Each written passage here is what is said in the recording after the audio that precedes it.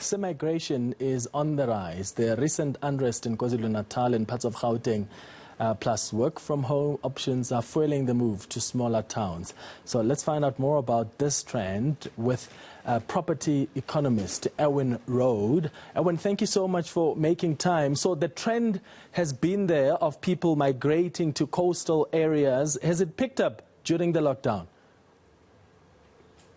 Look, it's far too early to make a statement like that, of course. One would expect that many people have become more pessimistic about the future, and therefore it is a reasonable expectation that people will, in time, be more inclined to semigrate to places like Cape Town, the South Cape, and even some places in KZN. But we wouldn't be able to see anything right now because it takes time to organize a new home and to organize a new job, unless you're going to work from home, of course, in Cape Town. So the trick is to convince your boss that the better lifestyle in Cape Town is going to be good for the company, and therefore you must go and settle in Cape Town and do your job by Zoom. Yeah. So more people are working from home now. I imagine this has opened up a lot of opportunities for remote work, because there's not really a need anymore, at least for now, to live in close proximity to your workplace. Yeah, my best estimate, and please, everybody is guessing all over the world, but my best guess for what it's worth is that once the epidemic is over, that probably 20% more people will work from home than before the pandemic. Mm-hmm. This is just a guess. I think many people are overestimating the effect because, after all, humans are social beings, and we need to have physical contact.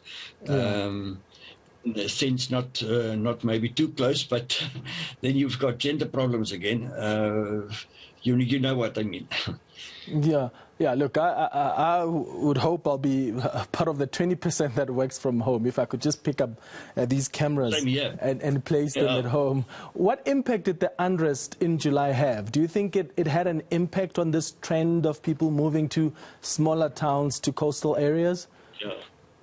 Without a doubt, combined with technology that we now have started to exploit, it will eventually have an effect. There's no doubt about it. People feel more unsafe about the future, and it's not easy to emigrate. It takes time, many years, and you must be qualified in the right direction. So semigration is another option. But the problem is that crime is all over South Africa now. Cape Town is just lagging the rest of the country by maybe a few years. In fact, Cape Town is known as the crime capital of South Africa. However, having said that, if you start analyzing it in more detail, you'll see that the crime in Cape Town is more located in specific areas. And it is possible to select a suburb where the crime rate is lower, and where you probably feel safer than living in maybe somewhere else in the country. But by far, it's not. There's no doubt that it's a trend that will continue to semigrate. Yeah. Also, I was a bit surprised because property prices are increasing in areas like the Western Cape, in KwaZulu-Natal, and I was just thinking, is that not a deterrent? Well, it is, of course, a problem, because the first thing you discover when you start looking for a home in Cape Town and the South Cape and so forth and so on is you discover that prices are much higher in Cape Town, where I am. Without a doubt, it's been that way for a very long time. I'll never forget.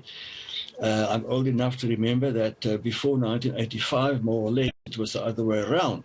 I was then working for a life assurance company, and if you transferred a staff member to Johannesburg from Cape Town, then you had to give the person an increase, a housing allowance, extra housing allowance, because house prices were so much more expensive in Johannesburg.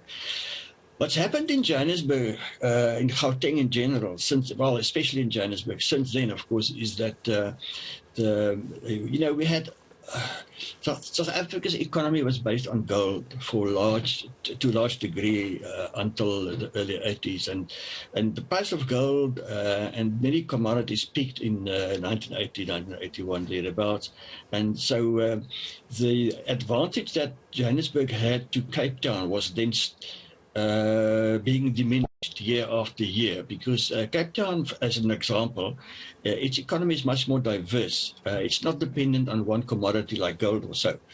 And also our mines, of course, our gold mines are wasting assets. So gold is now a minuscule part of our exports compared to what it was. And in general, commodity prices peaked, as you know, a few years ago. About 10 years by now, 11 years ago. And there's been a slight recovery, but in general, I can say that Cape Town, with its climate and its Mediterranean climate and its economy that is quite diverse, is probably slightly better equipped to withstand, and I say slightly because I mean it, slightly better equipped to withstand shocks. Yeah, thank you for making time. Property economist Erwin Rode speaking to us about this trend of people, now that they're not working from home, they're moving to coastal areas. How lovely is that, to have that option?